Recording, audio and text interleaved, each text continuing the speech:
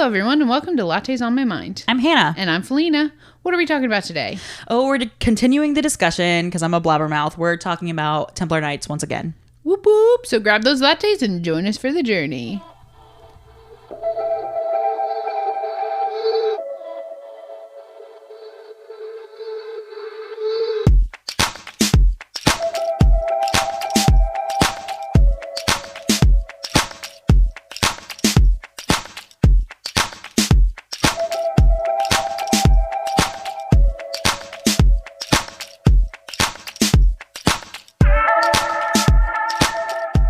How the heck are you? We've been waiting with anticipation. Oh, I'm sure you have. I need to know about the conspiracies. The conspiracies. You know that's my favorite thing. I know. And let me tell you, I've been getting onto that conspiracy train a little bit lately. I've been like, And even when I said the other day, Wes was like, I'm not behind the whole conspiracy thing, but that Pope thing's a little weird. A little suspicious. Yeah, we're going to be talking about more popes today because we're going to be talking about the second part of Knights Templar, and we have some crazy things coming up. So if you missed the first part, if you missed part 1 last week, go back and listen to that one first. And then it'll make a little bit more sense. And then come back and listen to the conspiracies and let us know what you think. I will say, though, guys, go listen to the first part, obviously, but I've noticed that more people listen to the first parts of our two-parters, and I can guarantee you that we usually save some more of the interesting stuff for the second part. Yeah, so there's so much more in the second part. So you should go listen to the second part if you're going to choose one. Just saying. But this one, you might need to know some background on Templar Knights, but if you already do, you're good. You can just listen to the weird stuff. Yeah, so let's just jump straight into it. Yeah. So let me remind you, their job was essentially dedicated to protecting Christian sites and pilgrims in the Holy Land, okay? Oh, Christian sites and pilgrims? I just caught the pilgrims aspect of it. I think I might have forgotten to say Christian sites, but because they lived on the Temple Mount. I don't know if you guys knew about this, but we might be thinking they're protecting some things. So we're going to talk about that. We're going to talk about that. Scandalous. So one of the things also that I forgot to mention last week, one thing that was attractive about becoming a Templar Knight was that it raised your chances of getting into heaven or getting your sins forgiven, sure. in their eyes. Okay. Because you're doing something holy. So that's why also people they had such a following that they gave to them. They had fangirls? Yeah, they had fangirls that were here's my money. Because take my money. Take my money because if I support this cause, I also have a better chance of getting into heaven or getting my sins forgiven that way. That's not how you get your sins forgiven. Yeah. I mean, you do you, homie, but you don't have to. If anyone's telling you that you need to give money to something in order to be saved, that might be a scam. Run. That might be a scam. Immediately run away. I always think I'm being scammed, though. You say, that's my purse. I don't know you. Yeah. And then you run away. You know those people who call you and say, hey, this is a debt collector. I had someone literally text me earlier today and say, do I know you? Do we know each other? I had someone do that recently. They were like, do we know each other? Your phone number is in my phone. That could have been, yeah, that's weird. And it was a 902 area code. And do you know where the 902 area code I don't. Send you? Hang on, I had to Google it. Okay, I was like, I have no idea where the 902. Hang on. You said, do I know you? Who is going through their phone and getting a random number and being like, do I know you? It's not. It's a scam. Oh, yeah. What is happening? My phone's freaking out. I'm so Her phone is no, this is a scam. Do not look this up. It's Nova Scotia. Nova Scotia? Yeah. Oh my gosh. Yeah, that doesn't make any sense. I'm I know no one from Nova Scotia. I know. I do not know you. Because I automatically look up the area codes just in case. You never know. And if it's somewhere I don't know anybody, I'm nope. I have this one that they think I'm Tanisha. Because they don't think you're Tanisha. They're doing that so you respond and say, I think you have the wrong number. Right. And then they can strike up a conversation with you. Oh, interesting. Well, but it's different things. It's oh, your appointment's today. Or it's oh, are you still coming for this? I've had it from several different numbers. I've never answered it. I've always just deleted it. But I'm block it. I always block it and somehow it gets back. Or because I think it's from several different numbers. So I need to go and block it for sure. Tanisha needs to update her. Yeah, that's what does someone have my phone number and is saying it's theirs and they don't realize that they're putting it in wrong everywhere? Or is it actually a scam? I don't trust anything. Or did someone who, have you had that, how long have you had that phone number? like right before we got married. So you got a new phone. So somebody, it could be the previous old phone number. Yeah, it could be. All right. Anyway, so Templar Knights, they're protecting people traveling to the Holy Land, etc. Yeah.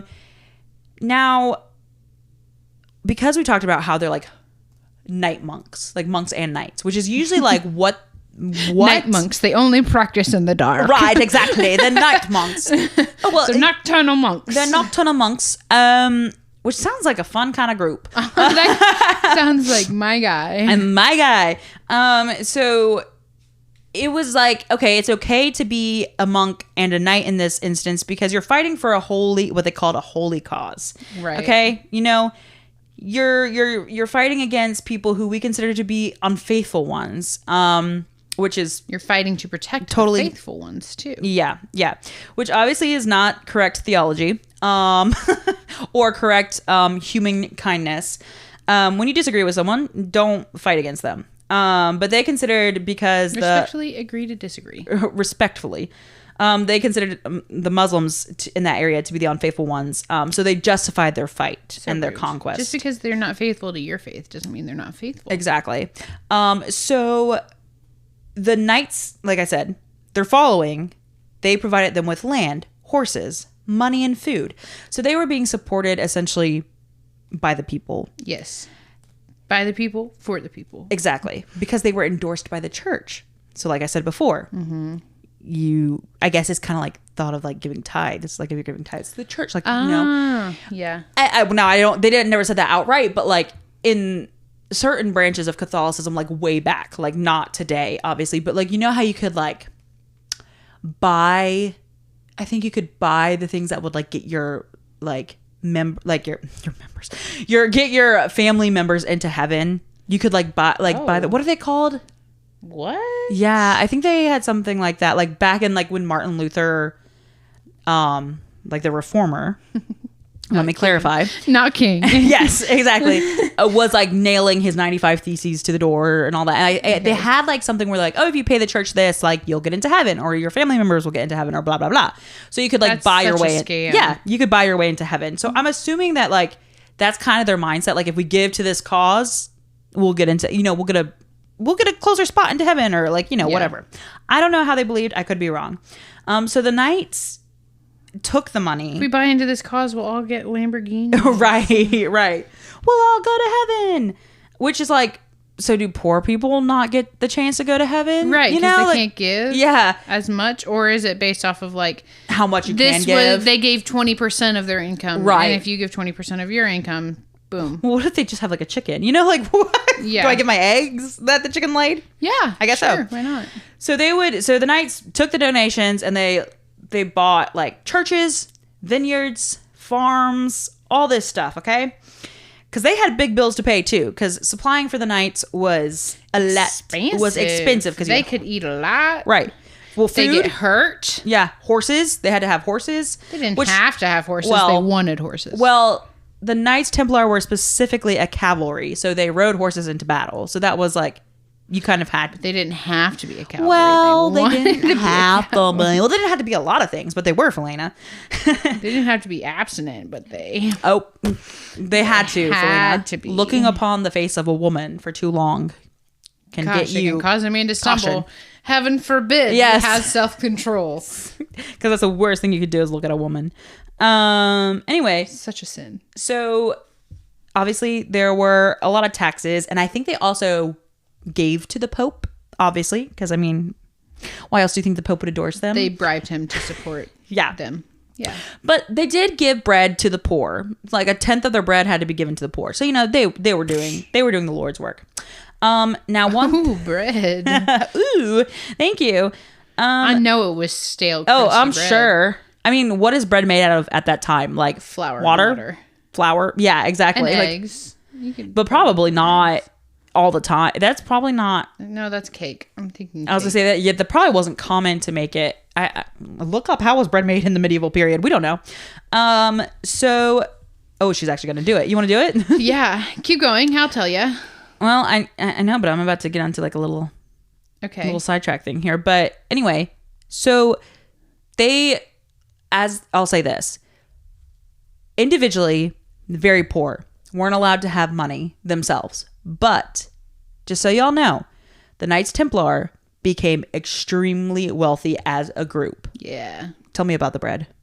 Did you figure out about the bread yet? It was flour. It was primarily made with like ground grains like wheat, barley, or rye, mixed with water as a leavening agent. And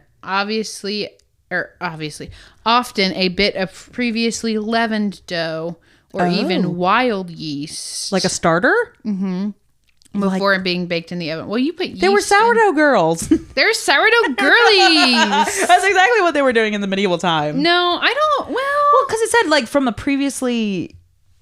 What was that? They said the previously. A bit of previously leavened dough. Yeah. Because isn't well, I know that I guess it's just like flour and water, right? It's or not sugar. Leavened dough. That's true. Well, it's dough. So maybe it is kind of when I saw the starter. You don't put yeast in sourdough, do you?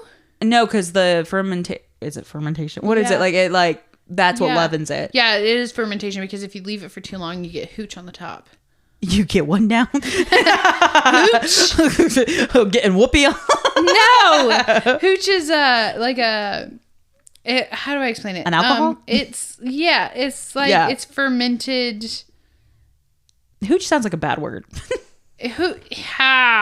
Help me explain this, people. I think I know what you're saying. I just wanted to make it weird. Hooch definition. Okay. An alcoholic liquor, especially. Okay, what? Because usually don't they like mix it with punch? Isn't that like what they say they make? Like when it's like a big college party, they make hooch, and it's like juice and so that's alcohol. Your hooch bucket. It's like you're mixing all different types of alcohol together. But so like hooch is like it's like fermented alcohol. It's like liquor. It's fermented. Yeah, you're making so they put it in their jug and then they just leave it and they. Okay. Yeah. Delicious. So it is delicious sometimes. You get the right combination. Sometimes. You're good. So because like I was talking about before we got sidetracked by the bread. The important things. I want to learn how to make bread. Sidetrack. I can teach you. This Not is true. sourdough. I don't know sourdough. When I get a house, big commitment. I want to make sourdough. No, it's such a huge commitment. I know, but like it's not as hard as it seems, I think people were saying. But it is a big commitment. You got to keep up with that little starter boy. Well, you have to plan ahead. Yeah. You can't just be like, I think I'll make bread and then make bread. You have to be like, oh, we're having a dinner tomorrow. Maybe I can make a bread, and then you have to set the sourdough out from the fridge, and then you have to feed it and let it do its thing, and then you have to do like the stretch and folds, and then there's too many steps. It's not a Felina bread. It's not an instant gratification bread. Yeah, I was gonna say I feel like that's more my type of thing though. But yours is I'm gonna make bread. Instant gratification. Mine would be like, 3 days down the road I'm gonna make bread. You know, like that. Yeah, no, I need it. And if I want it, I need it. Yes. Like I need to be able. I want it. I need it. I need to be able to get it done that day. Yeah. If I want it, and I can't do that with sourdough, and so I just make. Felina works on a whim. She needs to just. I'm a free-spirited lady. She's a free spirit, and Hannah is a little, look at my calendar, which I'm really not. I wish I was more go with the flow. I am in certain areas, but I'm not just like, I have to think about it. Like Wes will just go into an interview. I'll be like planning what I should say, like what I should say for certain things. Like I like to be prepared because when people ask me like, no, I do better if I just go into it. That's what Wes I way overthink it. And then I never, like when I was, granted, every time I've been interviewed, I got in the job. Yeah. So, but maybe that's because you didn't plan. In college, I would interview for like positions and stuff, and every time I planned ahead, I would never get them. But if I didn't plan ahead, I would get them. Yeah, because you overthink. Yeah, because you were like, wait, this isn't going the way I was gonna say. Yeah, but I just I don't like planning it exactly, but I like just having like, what would I say if they ask me this, just so I know like what story to pull out. That's the thing for me. Is like, what story should I tell? Because they're always asking me like stories, like, well, name a time when you did this. I'm like, I don't know, but. Yeah, so I like to plan for that. Yeah, if they ever asked me to name a time when I did something, I'd be like, I don't know. Anyway, so Knights. So they were poor individually, wealthy as a group. Okay, so actually the Templar Knights established some banking methods that we kind of know of today. Fancy. Yeah, because this wasn't very common, but they would essentially... because the pilgrims were traveling from Europe to the Holy Land, and Did they make the pilgrims pay them for protecting them? No. They were given donations, but they weren't like, pay me. It wasn't like that. Okay. But the pilgrims would, so they would have like, let's say there's a Templar stronghold in England, okay? Because they spread really far. Like over time, they spread from like England to Bohemia is what I read. Bohemia, which geography is failing me at this moment. I think it's, I'm not sure. I'm not going to know. Every time you say Bohemia, though, I think Bohemian Rhapsody. Of course.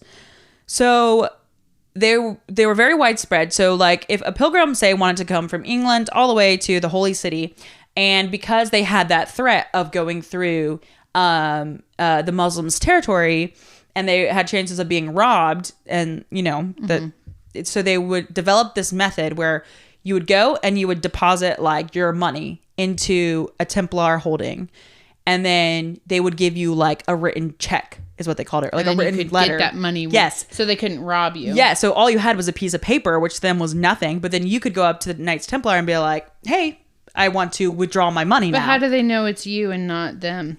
Well, I mean, I don't know that part. If you get robbed, you get robbed. But I don't know would they really waste their time taking the check all the way to a Templar stronghold when the Templars could be like, you're not a pilgrim from Europe.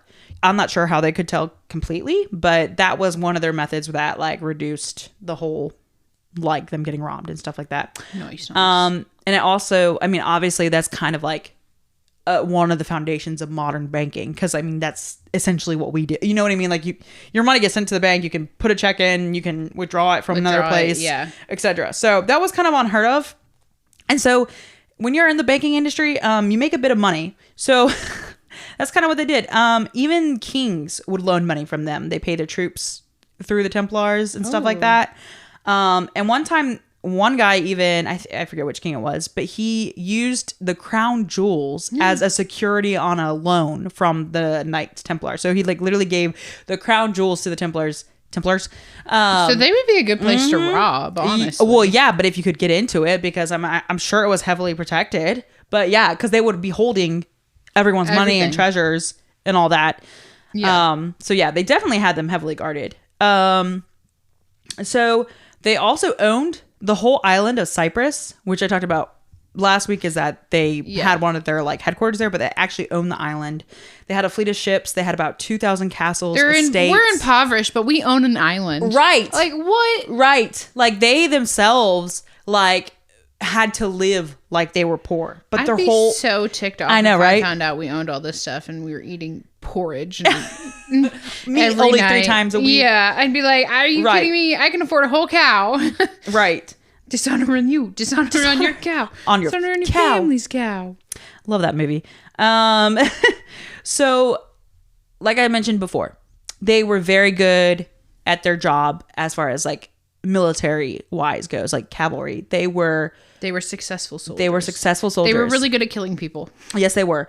One of their rules for fighting was like you weren't allowed to surrender or retreat in battle. Like that was not an option unless, I think there were like circumstances like if every single Templar like banner fell, you could like leave, but you weren't allowed to just be like, we surrender. Like that wasn't a thing. You would fight till you died. How essentially. Would you know if every banner, like every banner in that battle or every banner You're like, period? I think in that battle. So you'd be looking and you'd be like, okay, we're all dead. Yeah. Except me. So I guess I'm just gonna walk away. I don't know. Yeah. But usually Templars were like, because they were exceptional warriors, first of all, you couldn't surrender. But second of all, because you were such a good warrior, if you were captured during battle anyway, you were usually put to death. Because rude. Another king doesn't want to let go a good soldier who's literally killing his people. You know what I mean? So it's like, we captured you. I mean, I guess it would be like, have you not heard of psychological warfare? Right. I mean, come on. But like, turn him to your side. Well, bro. Yeah, but you're not going to do that. Because he would, with the medieval torture methods, they totally could. Maybe. Well, we will talk about that. But because if you did that though, as one of these knights, you probably think that you weren't going to heaven. So because to die in battle was like one of the greatest honors. So like, she's laughing. Why are you laughing, Felina? Explain. To die in battle is the greatest honor. That's the greatest honor. Well, I mean, like to them, Well, because in their case, they were thinking that they were fighting for a cause, when really they just were justifying killing a people group. Anyway,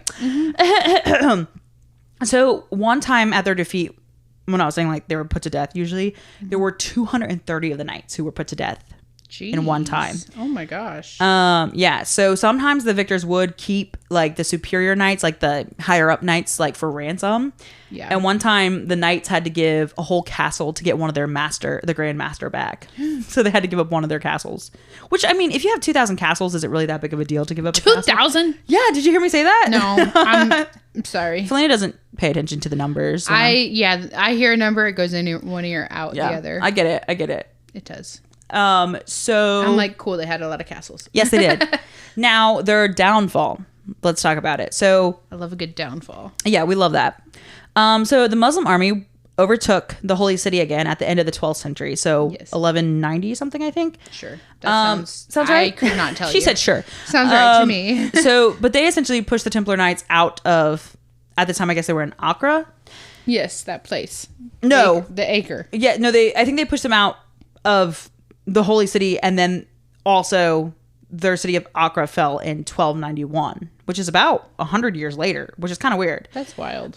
So the Crusades at this point were kind of drawing to a close. Like, they had retaken the city, and the Muslim people actually were like, we'll negotiate to have like safe passage for like the Christian travelers who want to come to the holy city. Yeah. So because they negotiated that treaty, there was really no need for the knights. Yeah, because that's literally why they were established. Got rid of their job. Yeah. It's like, okay, this branch, we don't need you guys anymore. So like, that's essentially what it was when they got let go. The company went in a different direction. Right. The company went in a different direction. So the church was not as victorious as they had hoped. Uh-oh. Because it makes them look bad. Yeah, they were not holding the holy city anymore. Going to get in the way. Oh no! What are they going to do? So sinful, right? Sorry. So they began. No, you're fine. They began to wane in popularity in the eyes of the public, obviously, especially the rulers. So which I don't know why they didn't think this before, but many of the people in Europe began to be like, we don't really like this fighting that's going on. We don't appreciate your wealth and your power. While we're struggling out here, right, eating potatoes every meal, right, and y'all are, even though they weren't living like wealthy people, but they were very wealthy. They essentially were like, we don't like that you're loose with your money, that you're wasting resources, you're not converting people, because that was actually one of the criticisms, is like, you're killing Muslim people, but you're not trying to convert them. Yeah. So they didn't like that, and then, which I don't know if that was necessarily true. Giving me crusty 2-day-old bread. Right. It's supposed to last me a week. I don't think so. I highly doubt that time it even lasted. It's going to grow mold. It's already growing mold. It's already growing mold. But they were supposed to give them bread. That's one thing, yeah. You're right. But later, the threats got worse. They were like, especially from the French. Now, the French king, we'll talk about him in a second, was not happy with the Knights Templar, and we'll tell you why. But from the French, they were getting all these accusations that, one, they didn't believe Jesus was God. Okay, which wasn't true. That wasn't true, obviously. They didn't necessarily think that. But they were like, you don't believe Jesus is God. And during your initiations, you spit and pee on the cross. They proclaimed that was one of their initiation. The French people thought that the knights did this? To get like into the order. Like, this was one of their initiation rites. And then they also said, oh, you have indecent kissing, which I don't know exactly what that meant. They were accused of homosexuality. Okay. Well, yeah. I mean, you stuff a bunch of men in a room with no women ever. Yeah, who aren't allowed to see women. Yeah, you're not even allowed to look at them. Yeah. They were accused of idolatry, devil worship, financial corruption, heresy, and fraud, and black magic. So anything that the black magic. I don't know how they got that either, though. Like, oh, they're doing black magic, but like, with what proof? There really was no proof for any of it. But that's what they said. Now, and they stood by it. So Philip IV, the King of France. This is 1307. Okay, so it's a little bit after like the fall of humanity. It's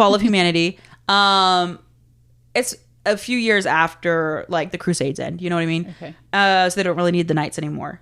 he had all of the knights in France, because remember at this time they're not just in the Middle East and in Israel. They're from England, France, everywhere. Yeah. So specifically in France, he's like, all the Templar knights in France, go arrest them. Oof. Now, tough day to be in France. Yes, it is, to be a knight in general. A Knight Templar. Yes. No, that wasn't France. That was Spain. Never mind. Dang it, you keep being like, speaking of, oh, wait, that's not right. I'm like, what were you about to tell me? Anyway, speaking of the power outage. Oh, yeah. Yeah, rough time to be a traveler there. You're out of money. You can't get more. You got an ATM. I was watching this one TikTok of this girl, and she was like, I have 5, whatever their currency is. Speaking of... And it's basically like 5 cents. What? Yeah. Left of their currency, and she couldn't get more, and she couldn't leave the country. Oh my gosh! Because the planes weren't leaving because they had no navigation because there was a power outage. Oof, that's rough. Speaking of power outages, Wes was telling me that one of his friends told him about a conspiracy theory about Mountain Dew, that he was like, something happened in this time, but that when they released Mountain Dew Blackout, like a few days after there was the power outage, like the huge power outage. Mm-hmm. And when they did Code Red, that was like when 9/11 Every happened. time Mountain Dew releases a new big flavor, a big like disaster happens. Not natural, but like a big like worldwide talked about disaster happens. So interesting. Maybe we'll do an episode on it if there's enough information. I don't know if there is. It might have to be a Ristretto. Yeah, it might have to be a Ristretto ramble, but we'll come back to that. Anyway, Mountain Dew did not exist in 1307. So it wasn't caused by that. Right, but... Well, that you know of. I don't know. They had... What was that thing that we talked about in the ancient medicines that they had to drink that was like wild? Anyway... Hannah, you tell me, I remember for 5 seconds and I forget, because then you tell me something else and I get distracted. I know, I'm always like, remember when you talked about this in the podcast? And you're like, what the heck are you talking about? I'm like, I have no idea. I say things and I forget immediately. I store too much information. I think that's why researching is so difficult for me, because I'm like, I remember all this and I need to write it down. Yeah. So it was suspected, we're talking about King Philip, that he, first of all, wanted the Templars' money.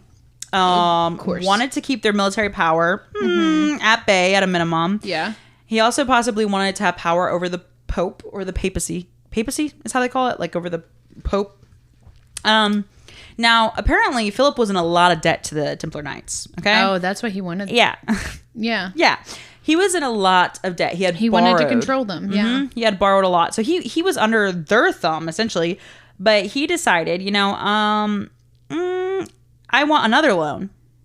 And they're like, no. No, sir. You have to pay us. So they turned down the king. They said, you're already in so much debt to us. No, like, we're not giving you any other money. So he was the one who decided to publicly claim them, or like claim all these heresies against them. Yeah. Interesting. But, I mean, they can't really do anything about it. He's a king. Right. So. Yeah. What are they going to do? So... And essentially, especially if Philip like gets the Pope on his side, like they're screwed because they're under the church, essentially. So he wanted out of debt, obviously. So he is the one responsible for claiming that they're heretics. Now, in 1307, on I believe it was October 13th, on a Friday. So Friday the 13th. Friday the 13th. Yes. He had all the Templars in France arrested, like I said. Now, he decided to starve them. Cute. Torture them by starving, burning their feet, the rack. So, medieval torture, as we said. Yeah. Whoa, my hair just like stuck to the mic. It happens. Sleep deprivation, I can't say that word. So, depriving them of sleep, which would be, I would be like, you don't let me sleep, I'm gonna definitely like... Oh, I would just get more cranky. I know. I'm like, what do you get? I'm gonna fall asleep literally like sitting up. There's nothing you can do. No, they keep you up. They would keep poking you or something, or worse. Like, what are they doing? Waterboarding? Burning your feet. Burning your feet. Burning your feet. Oh, burn their feet. Oh, burning your feet. And starving? Man, these are not fun ways to die. So because of this, many of them were just like, okay, fine, we did it. And they confessed to the claims against them. Why? Because you're under torture. And you just like... You would think Templar Knights would have training against torture, but isn't that kind of like a part of psychological warfare? Yeah, like they didn't really understand that necessarily. That's true. Also, they were relatively like I mean, they were formed by like 9 knights. You know what I mean? So it's like, I don't know how much training they technically had. Yeah. Because the knights just like assimilated into that. Yeah. So whatever training knights got. That's what they got. That's what you got. I don't know what that training looks like. I think that's just, this is how you fight. Or I don't know. This is how you ride a horse. This is how you fight. You know, strengthen your arms. I don't know. Like, I'm not really sure what kind of like torture they would have trained you for. Yeah, I don't know either. Also, like, I feel like maybe that was like illegal because the king would be like, you can't teach people how to torture. No, like you, like, because if the king arrested you, like, what can you do? I feel like if you're teaching them how to endure that torture, well, you don't have to publicly teach them how to endure that torture. Yeah. You know. So, like I said, many were like, okay, fine, we did this, including one of the Grand Masters at the time, Jacques de Molay. Jacques. He is Jacques. Finally, we have a Jacques. But many later recanted the confessions and said they only did them because they only confessed because they were being tortured and scared of dying, essentially, which I thought was, well, I guess it's not in battle, so it's not an honor, but yeah, still, you think they would have been prepared to die. In general, I don't know. They held one guy for ransom and they gave him a whole castle. That's true. Very true. But mostly this persecution happened in France. It didn't really happen in England. In England, they were like, you know what, like, just go do a different job. We don't care. We're not going to arrest all of you. Just whatever. Yeah. But because in France, it was the king because he was in so much debt to them. So he was like, kill all of them. So the French people died. Yes.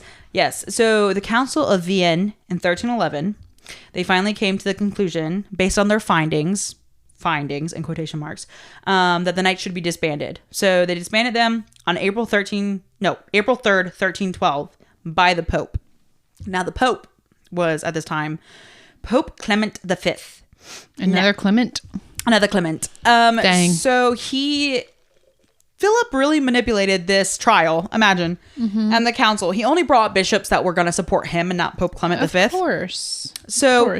The Pope originally like wanted to defend them. I mean, because those were his guys, you know, those were his holy knights. Those were his homies. They were bringing the church in a lot of money. Yes, they were. Because technically, yeah, I guess if they were owned by the church, essentially, yeah, then like would they get their money at the end? Yeah, they would.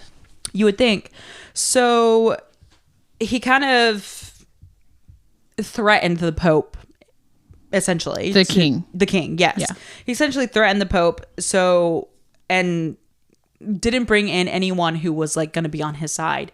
So they finally came to the conclusion, okay, they should be disbanded. They're guilty, even though like the majority of the people there were like, there's really nothing wrong with them. There's not enough evidence. Yeah, but the king was like, no. So he manipulated it. He had, I think there were like 54 Templar Knights that were burned alive at the stake in 1310, and then later they put Jacques de Molay to death in 1314, which I don't know why it's like 2 years later they waited to kill him. And maybe he had his own separate trial. Maybe they like were like, all the Templars like blah blah, and then they brought him. Yeah, and he was actually one of the ones who said, like, I think he was one of the ones that like said, oh yeah, I did these things, but then he recanted because they also were torturing him. Gotcha. So, as they all are dying, sorry, that was such. As they've all been dying. No, so they're burning Jacques de Molay. Oh, okay. At the stake. So he decides to put a curse on the Pope and on King Philip, obviously, because he's saying, like, you know, the Pope was part of this. He could have stopped this, blah, blah, blah. So he says that he would meet with them with God in a year's time. Essentially, I'll see you in heaven. I'll see you. I'll condemn you to hell. Right. You know, like, but before God, because I guess God's going to judge them. Yeah, he's going to tattle. And he claims his innocence. And here's the thing. This is 1314. Okay. I believe it's a few weeks later. The Pope dies. Ooh. And then in November of that same year, King Philip dies. Oh. Maybe they were practicing witchcraft. That's what I'm saying. It's like he put a curse upon them, and then they died very shortly after. And it's also, I read somewhere. But like, how old were they? Well, I think that the Pope was sick. Yeah. But I don't think King Philip IV was that Well, but he's also a king, so a lot of people want to get rid of him. This is true. So he could have been like poisoned, or I think he died very weirdly too. Hold on, King Philip the Fourth. I'm trying to see how old he was when he died because I didn't get time to look at that. It could have been like an assassination. Yeah, I mean it could have been anything. Philip, how old was he though? Maybe we don't know. That was a while ago. Yeah, no, but they usually know he was 46. That's relatively old. Philip the Fourth, he was 46, and rumors circulate that his sudden death was God's revenge on his destruction of the Knights Templar, of course. But what did he like? How did he die? How did he die? Yes, how did Philip? Sorry, guys, we get distracted again. Well, this is stuff I just didn't have time for that I like to. And we know you want to know all this information. Yeah, because like. It's if we have these questions, you have these questions, and I'm sure you have more questions. It says he died of a cerebral stroke. Okay, so he stroked out. Yeah. So. Yeah, I mean, obviously, he was 46 at that time. That's pretty old for medieval. Pretty old. Yeah, very medieval of him. So it's thought he died of a stroke, but he actually died of a curse. We're gonna go with that. It's much more interesting. Well, the curse could have caused the stroke. Maybe. I'm just saying. Or he had a heart condition that nobody knew about because they didn't know about heart conditions. And yeah, he was probably eating things out that gave him. Because he was eating meat every day. Yeah, the wealthy, it corrupted the body. Yeah. But also one thing that was weird that I read, I don't know if this is true because once again, this was from one source, but like apparently like 3 of his descendants, Philip's, his son and his grandson, or his sons and his grandson all die under weird conditions as well. And supposedly, I think Jacques Dumoulin, however you say it, he put a curse like upon like 13 generations or something like that. He said, and upon your 13 generations. But was it 13 generations? It was just the 2. Yeah, there we go. It would have been two generations, I guess, if it was sons and grandsons. So yeah, I don't know if anything else happened after that. I was like, but they all died of kind of weird circumstances. I don't know what weird circumstances, because that's another rabbit trail I didn't get off on. But maybe one of them broke the curse. Maybe one like pardoned some of the Knights Templar that have survived. Maybe. However, once they disbanded, and like some of them, like I said, some were able to move to other places and be fine. Like I think Portugal was really accepting of the Knights Templar. Like you can come here and still be one. It doesn't matter. But the thing is, like they kind of lost their function because they weren't defending pilgrims. But like in England, it was just like whatever. Like we're not going to arrest you, but you can kind of go about your daily life. Like you're not going to be a knight anymore, but just go. You can have extracurricular activities now. Yeah, you can go get married. Go live your life. Have a family. Right. So, however, it's thought, now they weren't the only they weren't the only group of knights. There were these other knights called the Knights Hospitallers, which I don't really know what they did, but they were like a rival group. And so some of them like assimilated into that group. Okay. I'm not really sure about. They fraternized with the enemy? Yes, they fraternized with the enemy. I'm not really sure what that looks like, but also the Pope gave like a lot of the Templars like treasure to these guys, which I thought was a little weird. That's shady. The Pope totally owns them too. Yes, he does. And so the ones that fled to Portugal, I think is like the only one that's like technically in existence today still, that are like technically like from the Knights Templar. It's called the Military Order of Christ. But that's a different.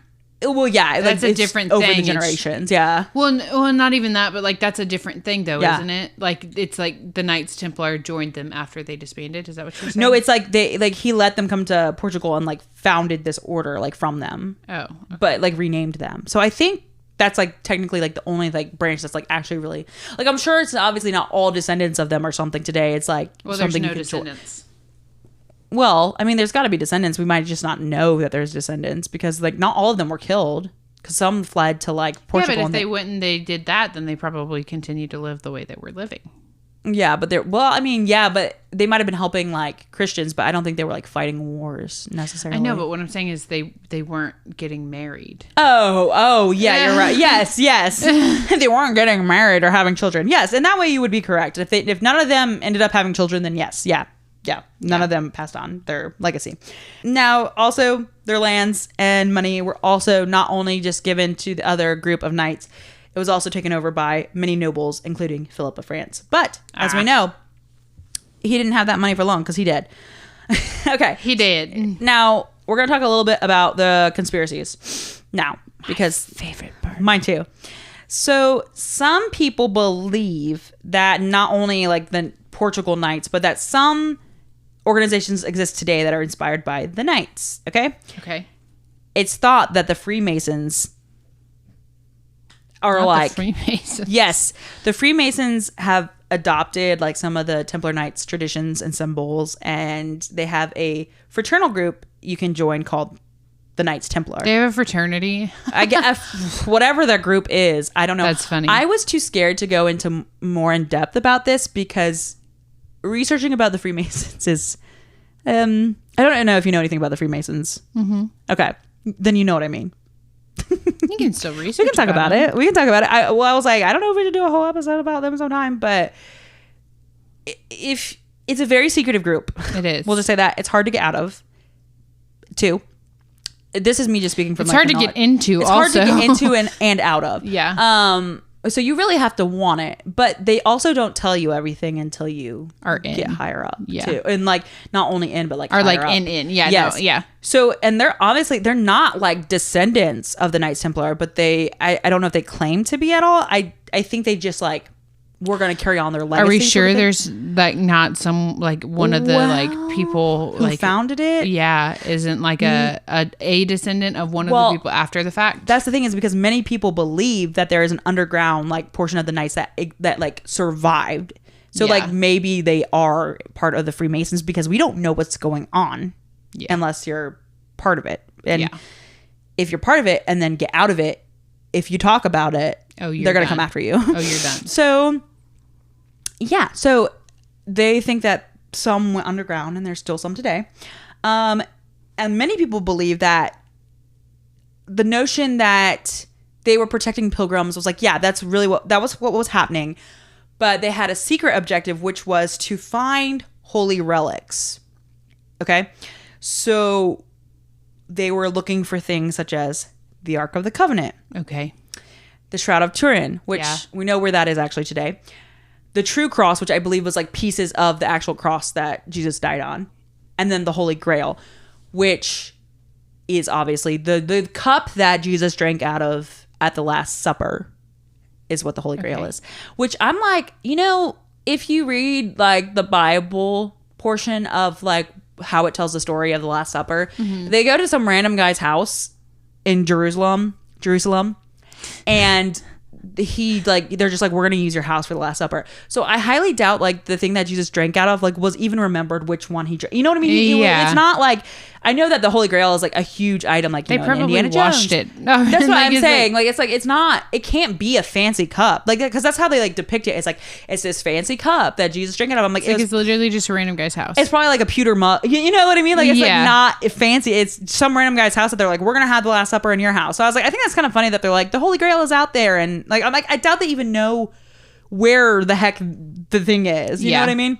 Yeah. So, but it's believed that they were looking for these items and they were keeping them. And because not only would the Holy Grail be very worth a lot of money, but also it was thought that it possessed divine power because it was like touched by God. Yes, touched by God. Jesus. But like if you believe that Jesus is God, then that's what they would think. So it's believed that they hid a lot of these items in underground passages, which we'll talk about in just one moment. But some people believe that I'm going to say that one actually.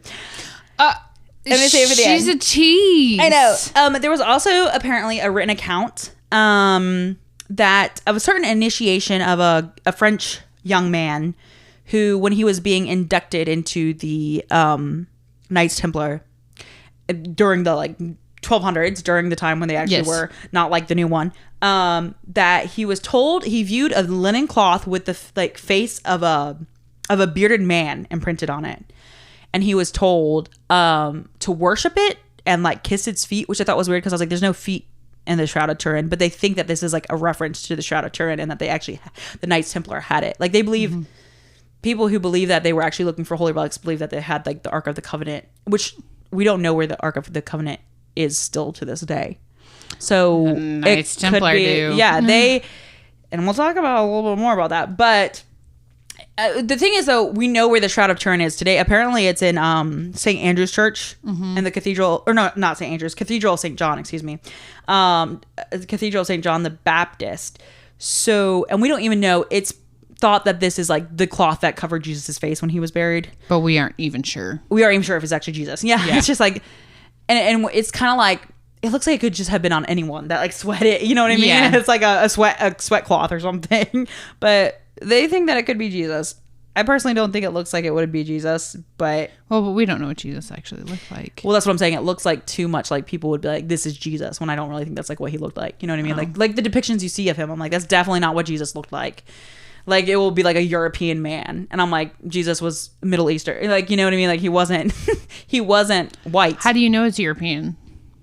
It just looks European. I'm saying like the depictions of Jesus that they in the paintings, like of the. Well, yeah, but like you can't tell that from the cloth because like they scanned the cloth, right? Yeah. You can't really tell that. Yeah, I guess not. It just doesn't look like it looks too much like the depictions of Jesus. I think that's why I'm kind of like, yeah, I don't think that's right.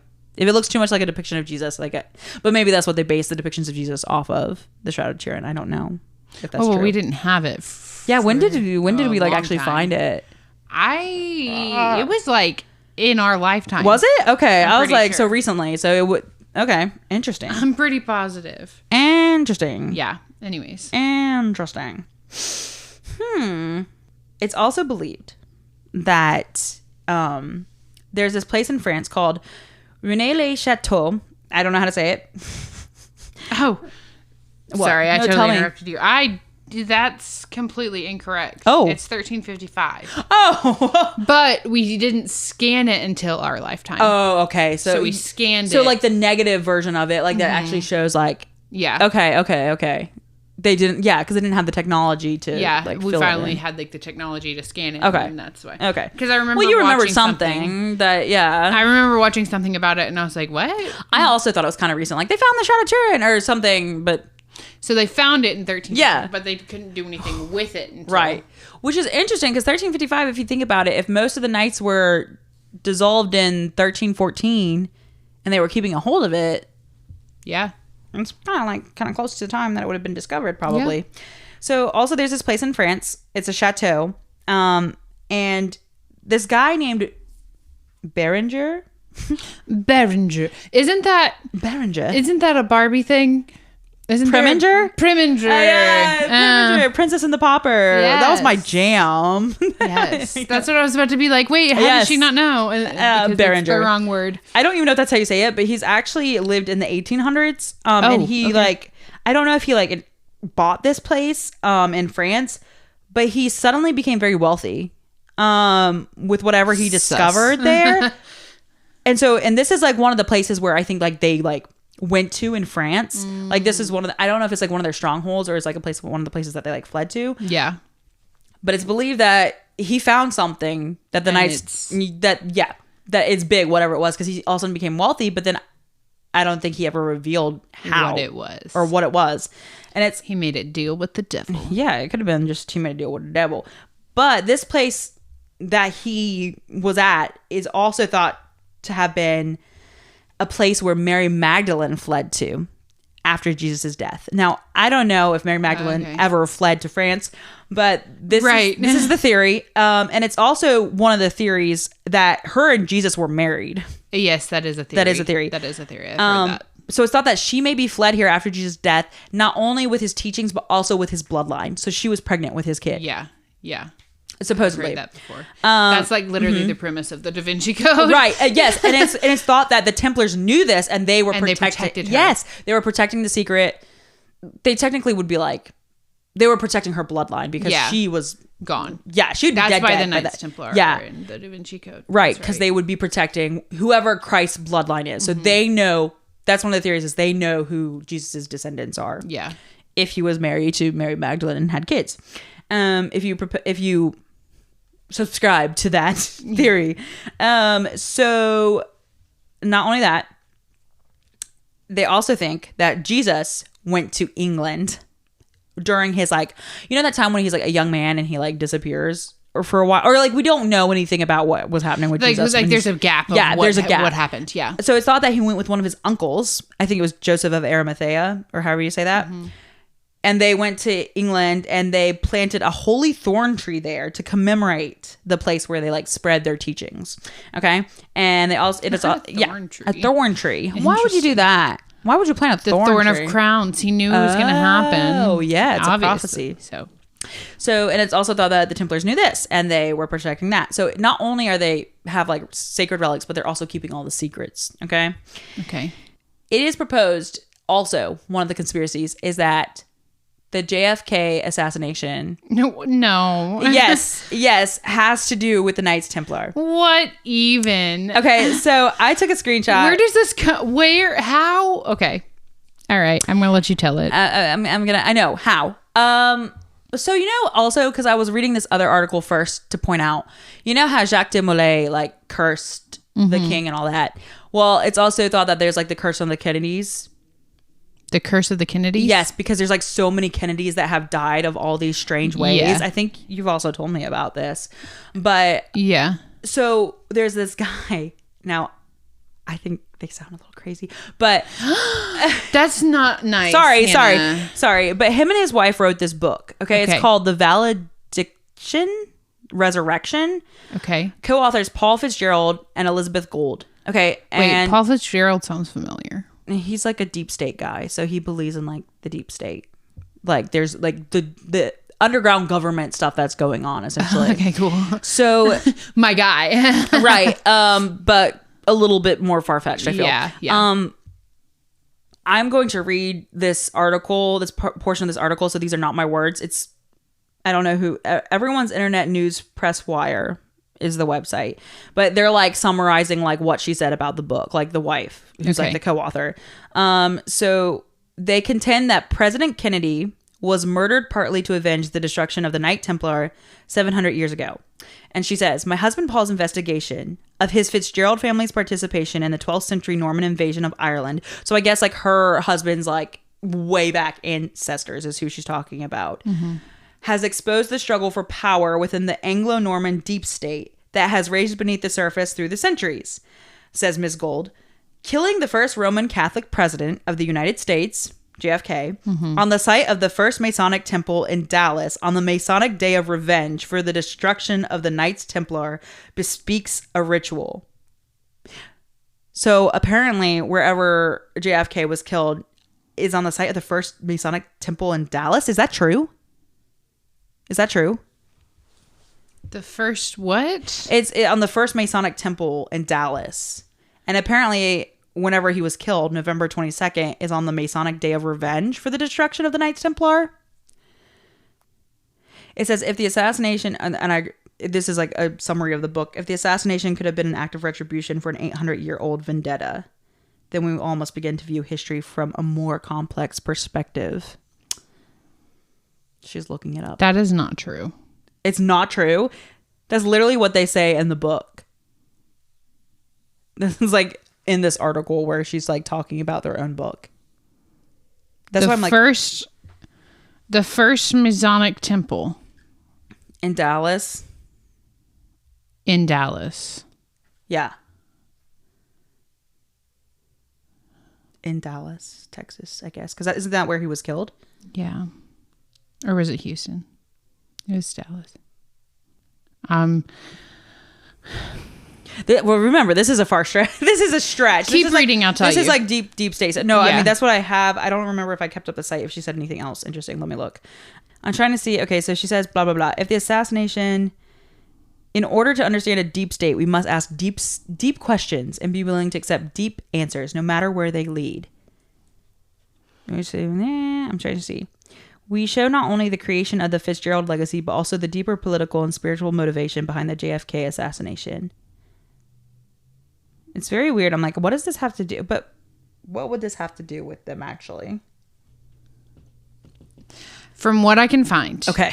From what I can find, that is inaccurate. Interesting. This is what they wrote in their book. I mean, just because they wrote it in the book doesn't mean it's right. Well, that's all I'm saying. Like, I'm not sure if it was. I was trying to figure out, like, what like how it was associated with JFK's assassination. Because I read that, and that's the only thing I could find. So I'm like, what?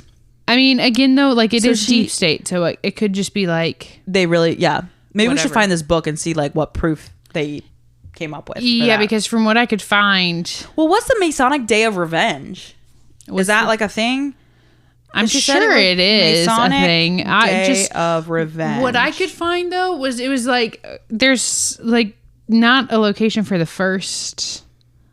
No, see, well, this isn't even coming up with the Masonic. It said that's November 5th, which is not the date that they said. See, so they're making up some stuff. It's inaccurate.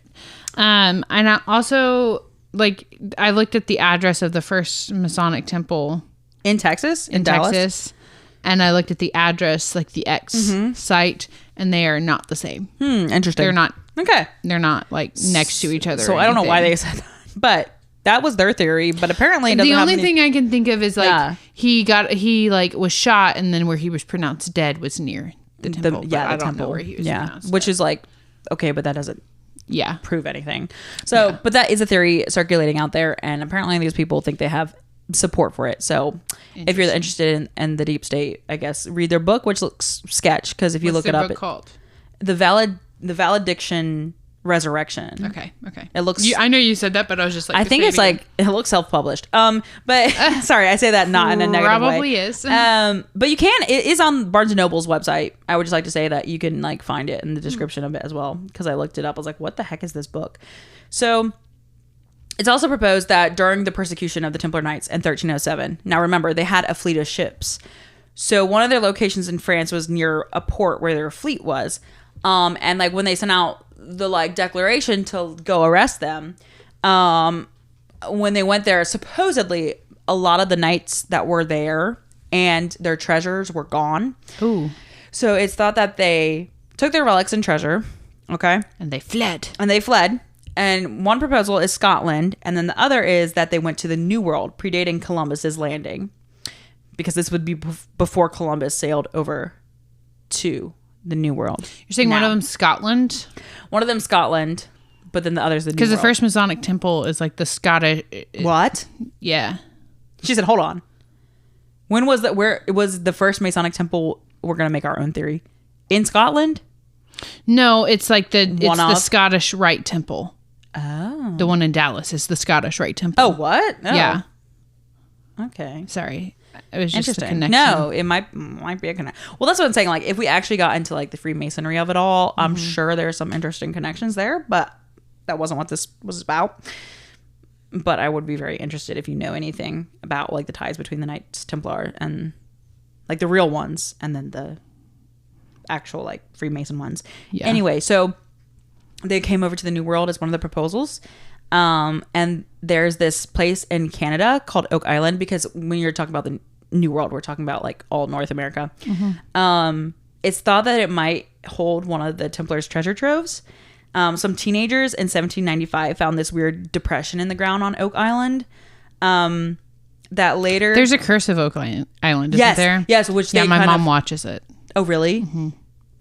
Because I think that they say the curse of Oak Island is like also like, oh well, Jacques de Molay put a curse, so then when the Templars came over, I don't know if they like brought the curse with them as well. Probably, but yeah, there's it's on the History Channel, and they're like, there's these two brothers, and they're like, they bought the island, and they're trying to like get through things, but then like so like there's like so many deaths that need to happen before they can get to things, and there's like one death away, and like there's been crew members who have died. Oh my gosh. Yeah. Well, because there's this thing that they call the money pit. Is this what this is about? Yeah. There's like this is like what they think it has to do with the Knight Templars is the money pit, and apparently they believe it's booby trapped, because this thing like it's like not, it's been hard to excavate. Yeah. So they think that like the Knight Templars came over, they built the vault, they booby trapped it, they cursed it, whatever. I don't know if they think that the Knights cursed it or not. Yeah. But they think that they maybe have their treasure first of all hidden down there, and they think that the Ark of the Covenant might be down there. Oh.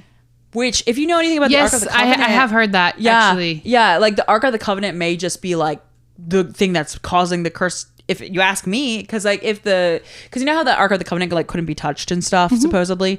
So maybe it's not that the Knights put a curse on it. Maybe it's just that the Ark of the Covenant is putting a curse on the island or something. I wouldn't say putting a curse. Well, I wouldn't say the Ark of the Covenant is putting a curse not on the island. Curse, I would say it's protecting itself. Yeah, you would die if you got near it. Yeah.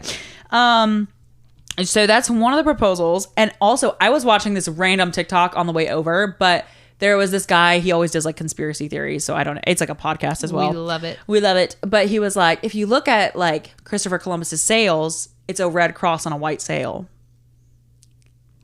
Shut up. So, yeah. But isn't that the flag? Well, it's the symbol. It might be, but it's the symbol of the Knights Templar, if you remember before. No, I know, but isn't that like the flag? Like when he came over? Yeah. Because he was like, okay, so get this, because if you remember, the only place that was like, hey, you can come still be Knights Templar is Portugal. And if you think of Portugal is Spain, next to Spain, which is also where, is next to Spain. Now, I don't know if it was part of Spain, but also is where Christopher Columbus is from.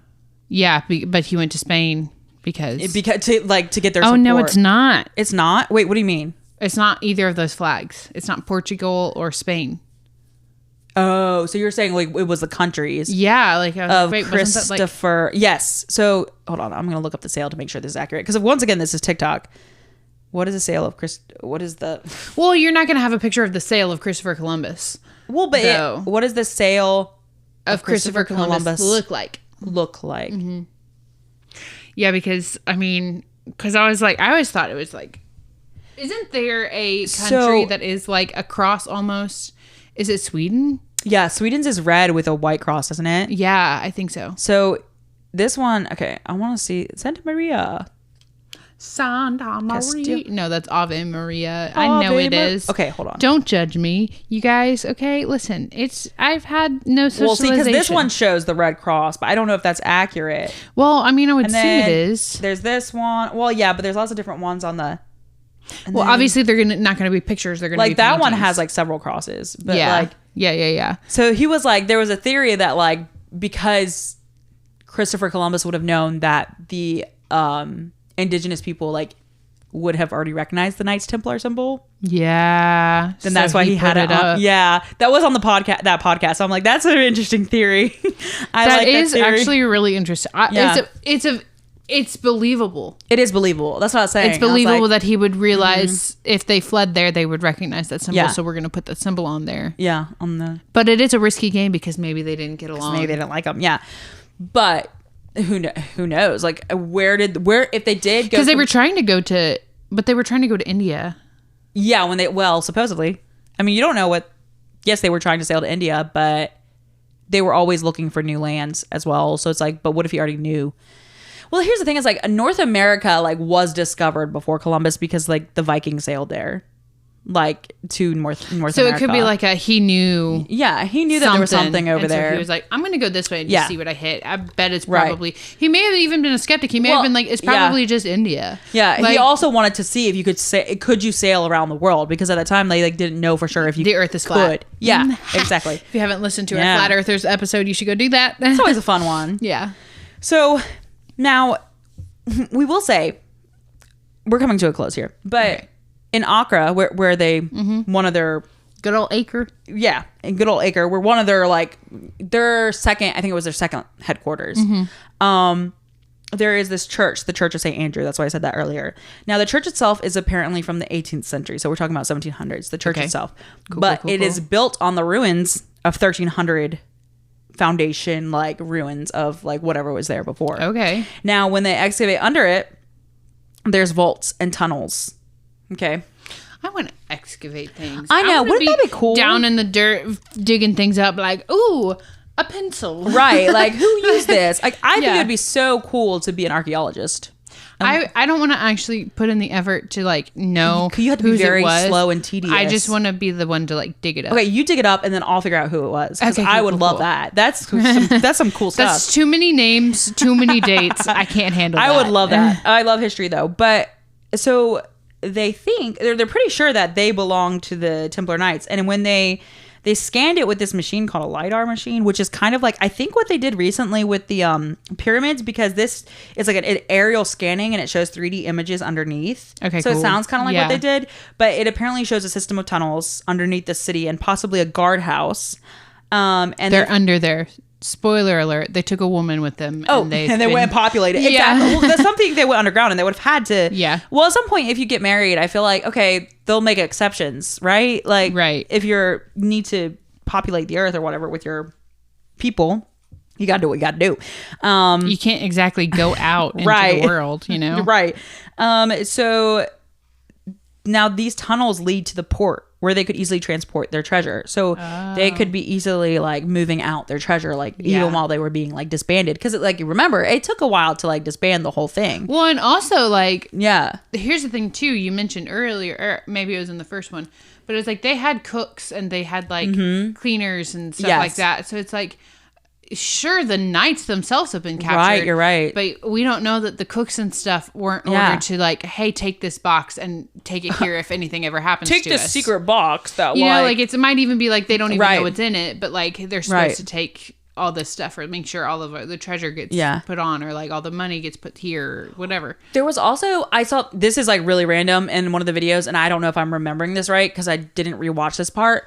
There was like this like stone box thing that was like, it's too small to be like a grave, but it looks like it might be the dimensions of like the Ark of the Covenant. So like they had the Ark of the Covenant in that. So I was like, that also was like under there. So they think they were keeping all these things down there. I don't know if that's true. So now the last thing I will talk about is that it is believed that the Vatican is holding most of the Templar treasures or documents. Not that they're holding the treasures necessarily, but that they're holding some of the stuff that they had and the documents, because apparently you can't just get access to what's in the Vatican. No one knows like what's in their archives. Yeah.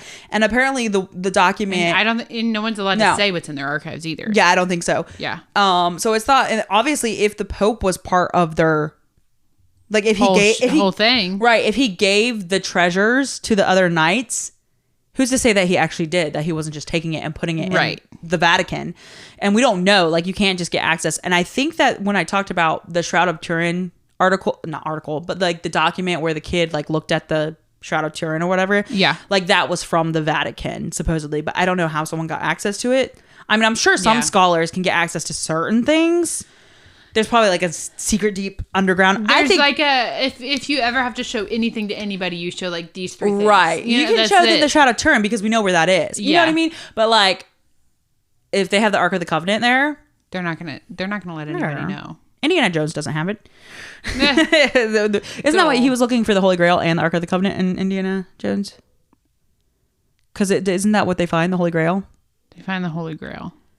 And then the Ark of the Covenant, don't they like burn out their eyes or whatever it was? Because they look at it. It's been a long time since I've watched that, so it took me a second, but...